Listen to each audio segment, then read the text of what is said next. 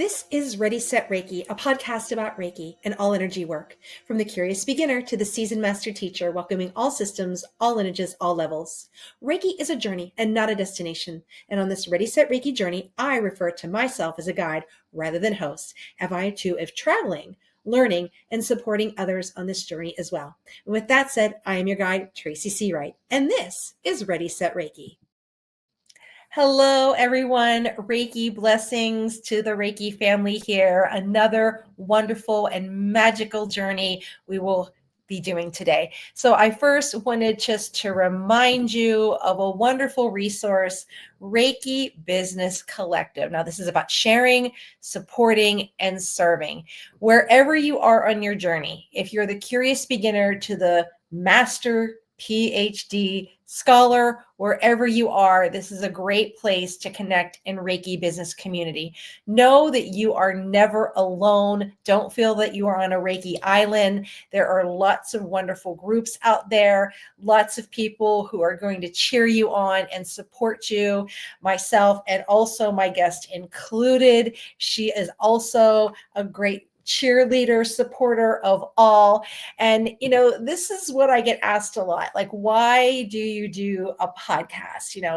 If you're not making tons of money on it, and it's for connections and networking. So pretty early on in my podcast journey, I connected with our next guest, and I consider her a lifelong friend. So let me tell you about my buddy, Rose. Now, she is an award-winning podcaster of Chat Off the Mat, author, Reiki master, mentor, and energy alchemist. She is the author of Empress Rising, Own Your Energy, Trust Your Wisdom, and Rewrite the Rules of Aging. Now, she helps women reframe aging as an expansion rather than diminishing, and guiding them to stop into what is she calling her Empress years with confidence and moving forward into just transformational growth. So let's give a Ready, Set, Reiki welcome to Rose. Hey, oh my gosh, this is awesome. I feel like I'm in your living room. I'm in your Reiki living room. I love it.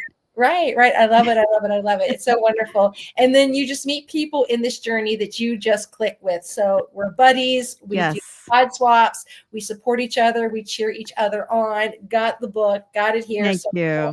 Everyone, a little bit about you, but I know there is so much more. So tell us a little bit about yourself. Well, you said a lot, and I appreciate all the things. And I mean, someone else says all the things that I do. I'm like, oh wow, I really do a lot, because I start to question, like, am I doing enough? So that tells you right off the bat, like, I just love to do this work.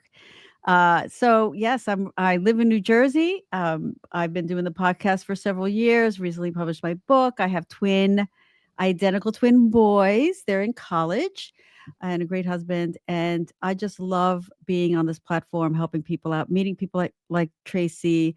And I don't know, this is just the best journey. I'm in my happiest years ever. And I love what I do. Beautiful. So Ready, Set, Reiki, we're here for a Reiki journey. So tell us about Reiki. When did Reiki come into your life? Did you find Reiki or did it find you? Well, I think a little bit of both. So I found Reiki, let's say about 30 years ago. It seems like forever, right? It's like half my life. When I was going through a really hard time, and my yoga teacher at the time mentioned Reiki, and I was like, Reiki, what is this Reiki stuff? My ears went up. I'm like, oh, sounds really cool. So we talked about it, and I was going through a really hard time, really bad relationship breakup, was on a healing journey. And I said, I'm going to try this Reiki stuff out. I had no idea what to expect. Came to my dad's house where I was living, because I was living there for a while. Came with his little Reiki bed, and I lay down on it, the table. And he's like, okay, I'm just relax. You're not going to feel anything. Maybe some heat, maybe some electricity. Just go for it. I'm like, I'm chill. I will, whatever I need to feel, whatever is right, I'm good. So that was my first experience. But the cool part and the cool story is that during that time, my mother had been passed already about 10 years. And as I was laying there in this very semi-conscious state, I saw a vision of her come to me from heaven. And I say heaven because that's where I think she came down from. Opened her hands and showed me 2 baby bottles. And from that point on, I knew I was going to have twins. I knew it. And I wasn't even dating my husband. I met him like 10 years later. So I was like, "Wow," I said, "That's pretty wild." And it was just my first amazing experience with Reiki, and then, I didn't have sessions after that, but I knew always about Reiki, and then I had my kids, and they wound up having a this genetic thing that they were born with that made them lumpy, kinda like the Elephant Man, if you've seen the Elephant Man movie. Um, they were diagnosed with that, and my one son had a tumor on his optic nerve, which fortunately has not ever turned into cancer, thank God. So I said, "What am I gonna do?" I said, "Well, I knew a friend of mine had Reiki, was a Reiki master, because we had talked about it." I called her up, I said, "Listen, I really need your help. I need you to make me a Reiki practitioner. I need to do this. It's the only thing I could do was, like, out of my hands, like, how can I help my kids?" So it was like a kitchen drive-by Reiki attunement. She sat me down, she pulled her notes out from, like, way back in the day, all scribbled on it. She told me about, Master Usui and what this is, and she gave me a quick Reiki attunement, and that just did it for me, and I was doing Reiki on my kids from that point on. And then I had formal training after that, but yeah, so I did it for my kids. Reiki found me and I found Reiki. How's that? All in one thing. Oh, isn't that amazing? It always Yeah. takes that one catalyst for change, right? Yeah, To spark it and saying, wow. And who would have ever imagined in that moment that you're doing what you're doing today, I know. I know, what a journey, right? And right? I did it for me and my kids, really, for my children, for my family, for me, because when I was diagnosed with breast cancer several years after that, I already had the tool. Right? So I was able to use it on myself. So and I'm getting these, like, massive tingles as I'm talking to you about this because it was like, okay, Reiki's, like, saying to me, "Yeah, I was there for you, your family." And, yeah, it's amazing how Reiki just has been such a huge force and friend in my life. Yeah. Amazing. If you let it flow, it will change the whole direction of your life. Oh, yeah. Oh my god, yeah. It Never and c co and always, always. It's always there guiding you. I feel that strongly, it guides you. It's like absolutely. your best friend. Well, you've been at this for several years. Well, let's say several lifetimes, right? Yes, absolutely, for sure. So, what are some things that you have found that people have said to you or you've heard that are misconceptions about Reiki or really energy work? Well, um, misconceptions, a lot of people really don't they're curious but skeptical, I think, if I could take it from that angle, because I started practicing this and learning about this when it was really woo-woo, like, I was even afraid to tell anybody about it. Yeah. Right? You're like, "Okay, well, I can't really tell anybody because they're gonna think I'm crazy, but I know that this is, like, something I have to do and have to have in my life."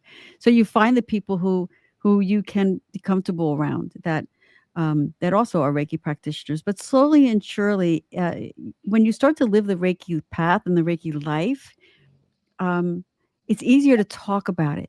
It's more I know what Reiki is now, it flows out of my mouth. Mhm. I don't have to memorize an elevator pitch or anything like that.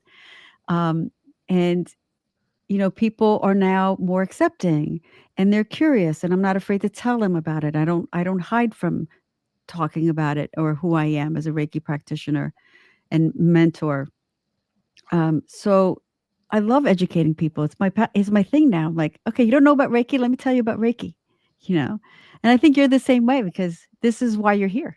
Yeah. So that we can share the beautiful practice that it is. Right. And just to shine a light on it, you probably, in your experience, as you start looking back, you know, people would say something like, "Are you a witch?" Because, like, say, like, you brought somebody a cup of coffee and they're like, "How did you know, like, I wanted coffee?" Or you have these kind of synchronicities and coincidences, but it was like, how did you know all that? And even like opening up about this, you didn't want somebody to think, "Oh, you're a witch and you're doing all these things." So it was Yeah. often to keep it quiet, right? Yeah. But now that it's mainstream, it's out there, and like my kids are like, "Oh yeah, somebody on TikTok does that. We know all about that."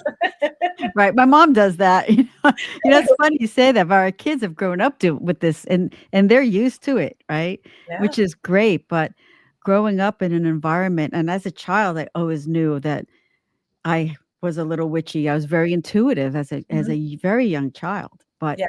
I couldn't express it. I didn't have any, anybody to talk to about it, Yeah. to see if there was anybody in my family who was also like that. And but I embrace it now, right? As we get older and as we get more comfortable with the tools that we have, we embrace it and find other people who are like us. It's great. Right. I was talking to somebody and she's like, well, if you were younger and you had the little cootie catcher, Yes. and you had the 8 ball, I was more thinking than about that. likely growing up to do the card. Yes. I was thinking about that 8 ball the other day. It's so funny. Yeah, shake that magic 8 ball. It's like, oh. Yes. Well, your book has come out. It has a lot of wonderful tools in there to help inspire, to help us rewrite our rules of aging. And, you've collected all that from all the experience and the wisdom that you have gained. You're out here helping others and supporting. When you stand back today and look back at your life, what has been the biggest challenge or struggle you faced in your healing journey? The biggest challenge and struggle in my healing journey is to repair the relationship with my mom. Unfortunately, she passed away when I was 26 years old. She was 49, and I was not able to do that in person because, well, she was ill for a long time. She also wasn't the type of person that communicated or shared love or embraced any of that, anything that I was doing as well. Um, so that was the biggest challenge for me. And I've been able to use Reiki and other tools like mediumship, just connecting with her spirit. I mean, she came to me in a Reiki session and showed me 2 baby bottles. I mean, she's like, "Here, I'm here. I'm showing you this." So that was the biggest message that I received from her and connection from her. And I started to really repair my relationship with her while she's in spirit. Um, and it's been good now. You know, so that's been the big thing for me. And writing in the book, I write about her briefly. I don't really go into a lot of detail because people don't really want to know about my story. But I had to put it in there because I'm sure there are a lot of people out there, a lot of women.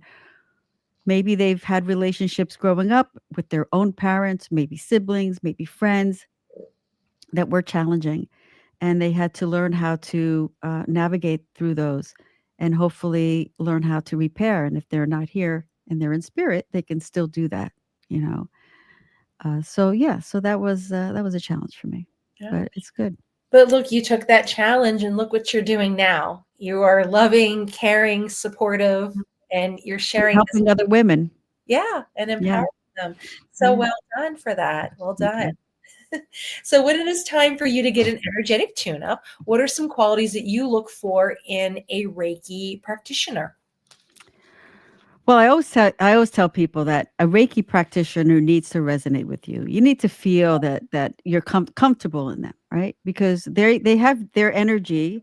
I mean, they're channeling the Reiki energy, but they're creating the sacred space for you, and you have to feel comfortable in that sacred space. So anybody that's looking for a Reiki practitioner, you know, you'll know in your heart, in your body, if they feel right for you, that they know the principles, they live the life of Reiki, they allow Reiki to heal or to guide them, excuse me.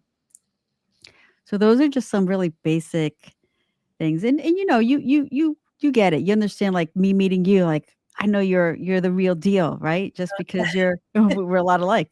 And you feel it. So when someone resonates that energy and you feel it in your energy that it's right, that's when you know. Yeah. I mean, like within minutes, it's like I knew, like, Yeah. this is my girl. Yeah, exactly. It's I great. mean, I'll have some guests come on, and it happened a couple days ago. It's like, boom. She's like, oh my gosh, like it was this communication back and forth forever. And then it was just clicking. And Yes. she also had a challenging, which she shared about on the show, a challenging relationship with her mother, which, yeah, I got Wow. it. I understood. I see you. Yeah. I see. Wow, yeah. Wow. So, author, podcaster, amazing and wonderful things. You've written articles for magazines. You were in Yeah, Reiki magazine. Just like you. and What advice would you give somebody who's listening to this? I'm like, yeah, I am so empowered. Like, what pearls of wisdom could you give them if they're like, I want a podcast, I'm going to write a book, right? I'm going to do all these things that you are doing. You are a trailblazer, and I'm going to follow right behind. Well, do what I did. You first of all, you think about, um, I meditate on it a lot. I ask Reiki a lot to guide me. And, I learned a lot of that from William Rand, sitting and having lunch with him at Omega. And he just says, you know what, Rose? When you have questions about things or where you want to go and your focus, he goes, just put your hands in Gasho and ask Reiki to guide you. And I do that. Right? So I love to do a lot of things just like you. You have your hands and everything, but there's days when it's just too much. So I ask to have a focus. So someone that's out there that wants to reinvent themselves and try new things, find one thing that you're really passionate about or you want to try and try that and see how it goes and know that it's a journey. It's not going to happen overnight. It takes time, it takes energy, right? But there's resources like us, like, Tracy and myself out there. There's a lot of resources out there that can guide you in anything, whether it's podcast or writing a book. But I recommend that you take time to go within first and decide what you want to focus on. That's the hard part. To just jump on something, figure out what lights you up, because that's what they say. Figure out your why, but I like to say what lights you up, and follow that light. And know to have the courage too, if you start something and if it doesn't feel right, you can pivot. You can change. Absolutely. Both you and I had like rebranding. We were in it for a couple years and we're like, you know what? Something's changed. And Absolutely. and you wonder like, what are people going to say? But wait a minute, like, you know what? It's okay. Go forward in the direction that you're meant to go in. Yeah, and really important what you just said. You worry about what other people say, but who are they? It's your life, it's your brand, it's your project. So you do what feels right for you. Somebody's going to say something. Mhm. So I stopped worrying about that. It wasn't long ago that I stopped because I used to worry about what everyone else had to say. And now I'm like, you know what? I'm going to do my thing. If they're going to say something, that's cool. I don't like to judge and I want to do what feels right for me. So yeah, rebranding. I'll be rebranding again. New cover art for my podcast is coming out because I'm like, oh, I got tired of the old one. Yeah. So yeah, so we're constantly changing and like, um, there's I forgot if it was Lao Tzu or, said that change is impermanent. So there's constant change, right? Life changes, things change, and you have to kind of go with it. You can't And it's get okay. Like stuck. I had gotten a space and I was at it for a few months and then the energy just shifted and changed around it and parking became an issue and I'm like this isn't working and then I wondered or think people are going to think I'm failing or ran out of money, which was not true at all. But it's like, you know what? I had to do what felt right and it didn't feel right. I felt like I wasn't growing in that space. And then you move on to the next one and the people followed. They came and Yeah, new people came. So trust in the process. yeah, and remind yourself. That was great. I love that example, and I remember you going through that, and I think it's great because sometimes. And I think you're also spiritually guided when that happens because you're Mhm. getting those feelings like, wait a minute, this is something's not right here. Right. Right? So spirit is saying, okay, you need to pivot. So Right. do this and that other thing that they guide you towards, Mhm. maybe it's a life's lesson or maybe it's whatever it is, but that's what you're supposed to do. And Right, right. And when I was reading your book, you had a nice offering in there that you learned from your teacher about, imagining the traffic lights and yes. ask. Oh my God, can I talk about that real quick? Of course. Oh, this is the best. This is the coolest little exercise. I think I learned that from Lisa Williams, who's pretty renowned as a psychic medium. So she said, if you ever have a question that you want an answer to, imagine a traffic light. So you close your eyes, do it while you're not driving, and ask yourself a question. And then whatever light pops up, whether it's green means go, yellow means maybe not now, red is like no. So use that really, really quick tool. I just love that tool. Yeah. Yeah. So you have a lot of great material in here, or words of wisdom, to Thank help you. guide you through it. So, well, on to our next question. So, what books do you recommend? Well, besides mine, I do recommend mine, and thank you. And to start because, I wrote that, I channeled that book, started channeling that book, and I knew that it was an important message that I had to share. And I wanted to rebrand the way women are labeled. I don't say labeled. Maybe that's not the right word, but that's the word I'm using. So calling ourselves an empress because we need to recognize how important we are and how that aging is not a bad thing and that we are wise and that we can reclaim our sovereignty. And I tell people use it as a guide. It's a book that you could put in your purse or have on your nightstand. And people are telling me they're just opening the book and getting to a chapter and like that is the best part. I needed to hear that for that day. And that was the intention. And I used Reiki when I wrote the book, and the intention behind the book, it helped me create it, and that was one of them. Use it as a guide. Mhm. So I do recommend my book. I do recommend another book which I love. I forgot the name of it, but it's by Lisa Campion, who's been both our guests, who I adore. She has psychic Reiki books. She has some really good books on Reiki and psychic Reiki. So I love reading her stuff. She's practical. It's easy to read. I don't read anything complicated. But I do have a stack. Oh, and my latest book that I'm reading now is The Witching Stones by Nicholas Pearson, who I adore. And I know he's been on your podcast too. Yeah. I just love he's got like a million books and he also writes about Reiki. So if you're into Reiki, check out Nicholas Pearson. His books on crystals are amazing. Yeah. And his Reiki books are so good too. He's good. He's constantly writing. Oh my gosh, he's amazing. Yeah. When you see people, I know we see a lot of people in our fields, and then those people are meant to do what they're meant to do. Like William Rand and Colleen and Robin, like they're put on this earth to do the work. Mhm. Nicholas is like that too, Yeah. as, Yeah. as we are as well. But Yeah. they're like the big, some of the Oh, talking yeah. the big guns here, Yeah. Like Justin B. Stein, right? You have Oh, yeah, all of those Justin. Yeah. together. Yeah. So you have those in the industry that it's like, wow, you found your purpose, right? Yes. Yeah. Yeah. Yeah. You can also use your book as an oracle. I flip through it and, I have that royal invitation right there. Yes. After each chapter, I write the royal invitations, just exercises, and they're all different. Each chapter has like a different kind of Right. vibe, like a new moon circle, or I have some crystals in there, some questions, and I have a lotus crown meditation connecting with the divine energy, uh, which I love that too. I did that a lot. That was one of the things I used to do on my healing journey is use that meditation or that visualization to connect with spirit and connect with my guides and get to know who they were or who they are, Right. I Yeah. should say. Sorry, Yeah. guys. I know you're all here, the team. Um, so yeah. So that was a good one. Thanks Yeah. for mentioning that. And writing prompts as well. So if Yeah. writing is not your thing or journaling, maybe this is a way to help you with it, with the prompt.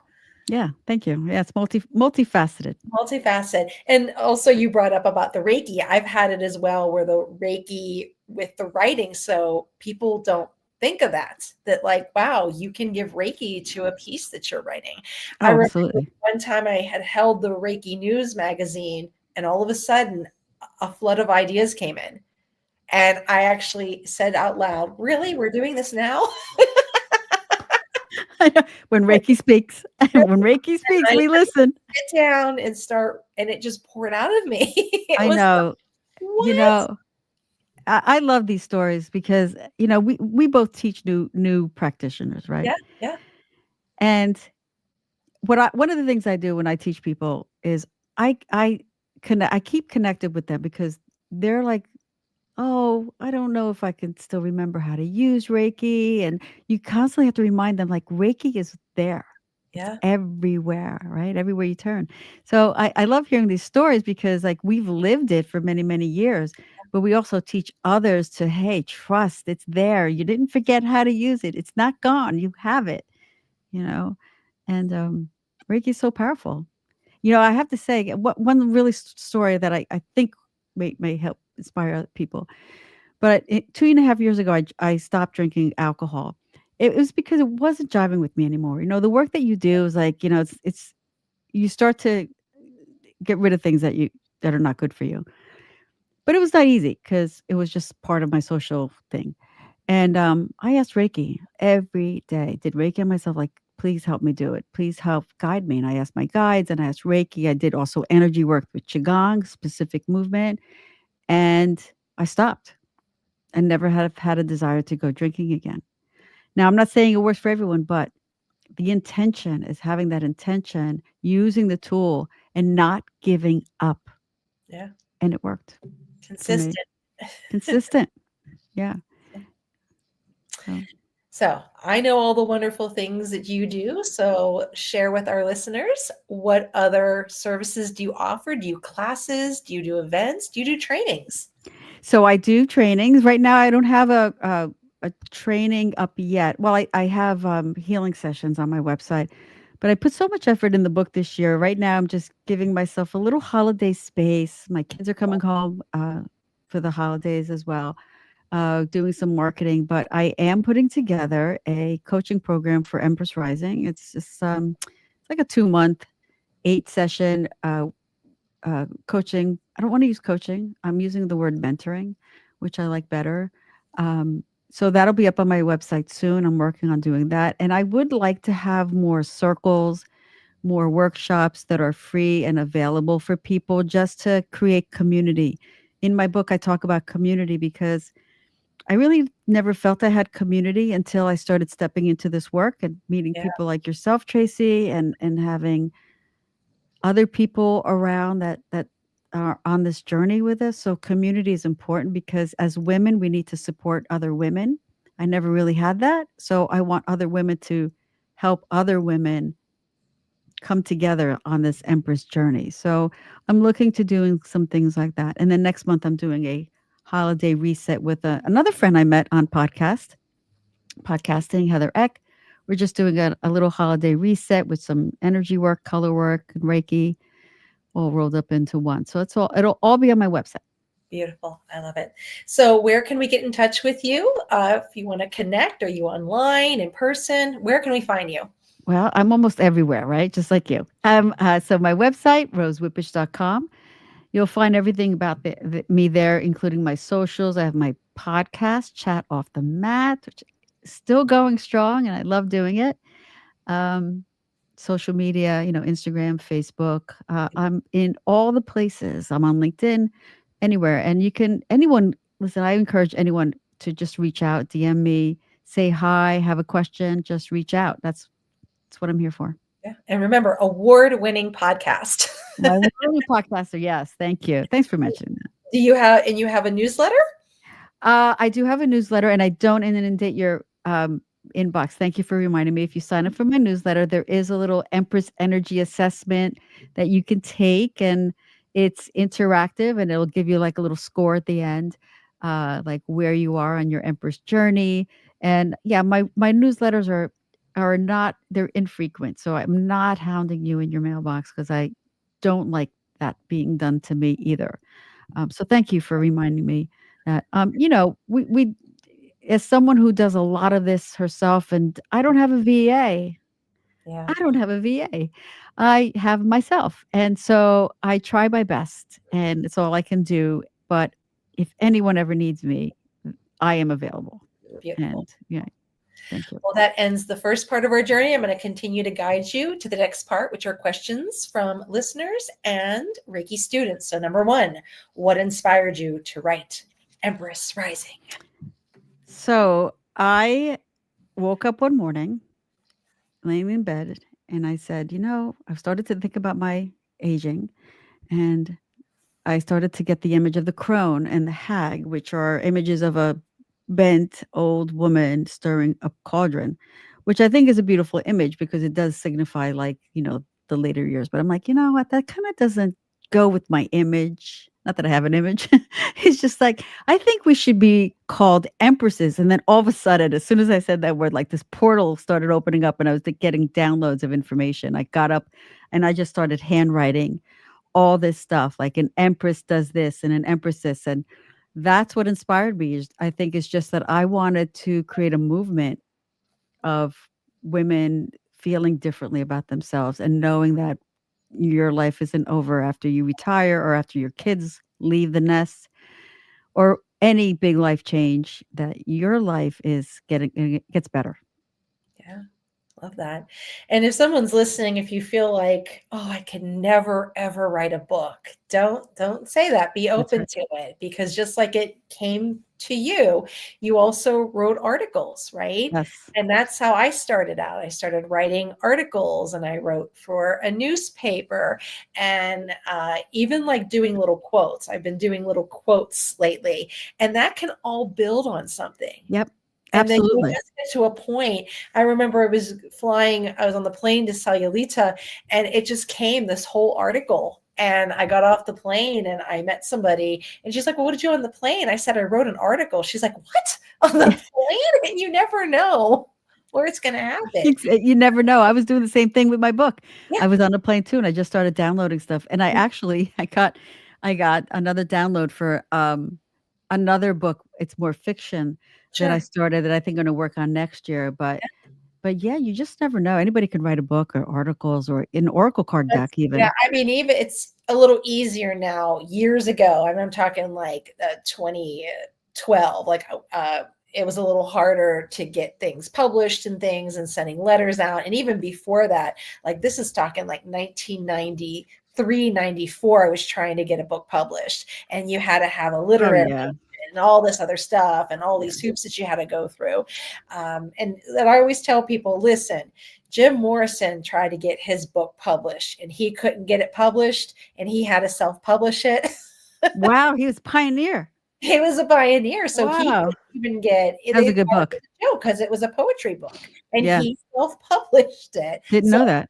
okay, look at that. Let me So tell you something, when you've self-published before. When you self-publish, you keep the rights of you your own the book. rights to it. And Eh like I have one that went through an agency or a publishing company, and they took my, the royalties are so sad because they take out restocking fees and this fee and that Yeah. fee. And it's like you'll sell 20 books, and I'm like, I made 40 cents. How Yeah. is this right?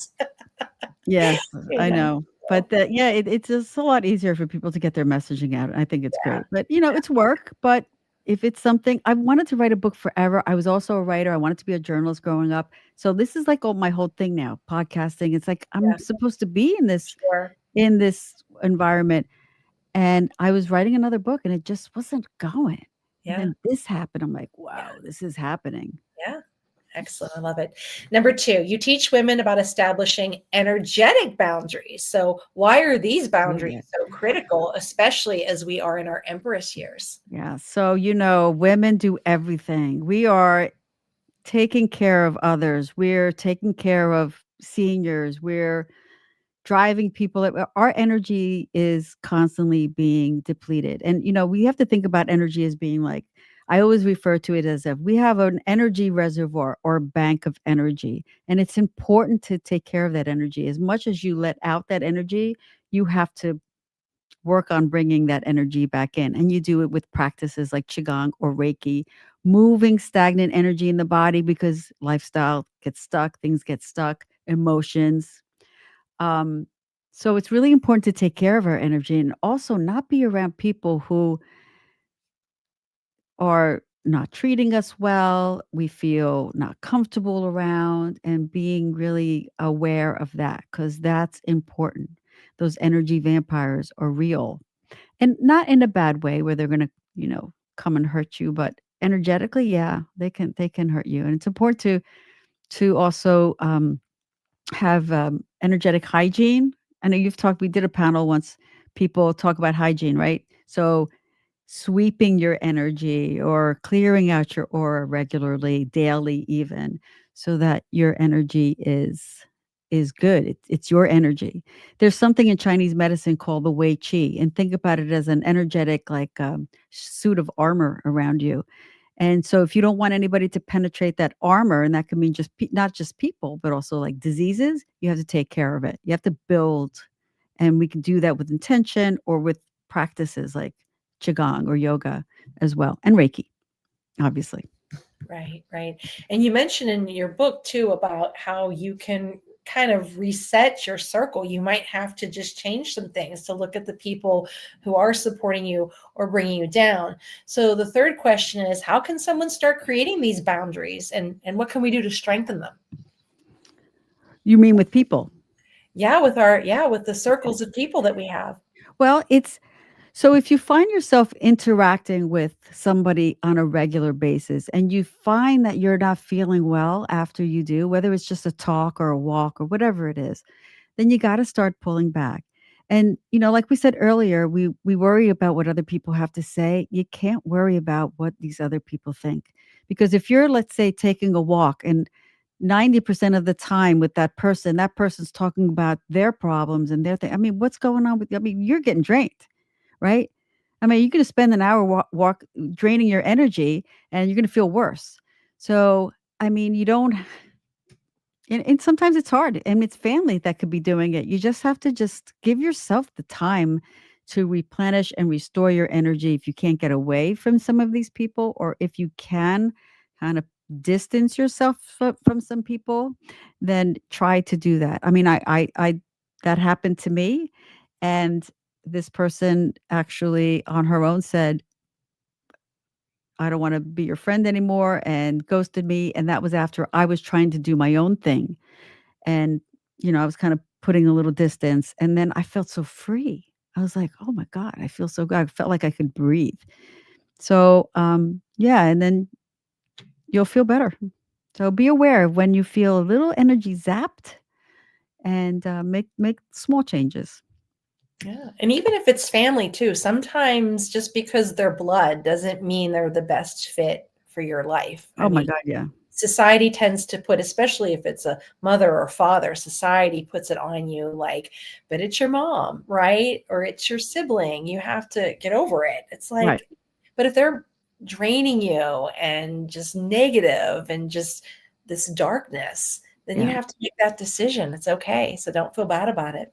And you can also find ways to create that energetic shield if you can't leave them, or if you walk into a situation and you know they're there, create this energetic shield around you like a bubble so that they their interaction with you will change.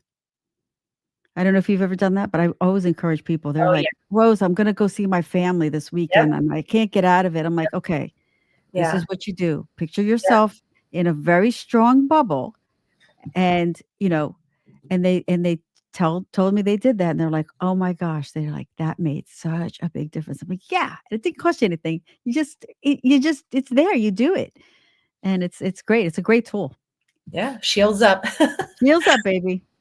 Well, that was our third question. As we've been talking, is there anything that you have forgotten or something you want to share with the listeners? The floor is yours. Well, listen, if you are new to this Reiki journey or you've been on this path for years, I think that you're making changes to the vibration of the world just even by being here and listening to Tracy and all the wonderful things that she does. I mean, it's all about living the best life that you have because life is short. So let's live it the best we can. Let's raise the vibration of the universe. Let's send peace out to the universe and try to make this all a better place to live. One day at a time, one person at a time. Beautiful. I love that. Well, let us know again how we can get in touch with you.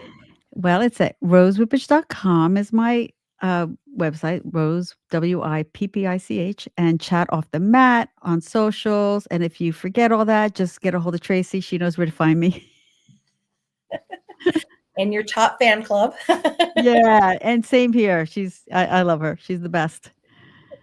But one day we're going to get in person. So Yes. know it. Yes. One day we were going to do, I'm so funny. Earlier, I like set the intention. I'm like, okay, we have a retreat. I want to do a retreat with Yeah. Tracy. So Yes. the timing will be right and we will do it. Out in the universe.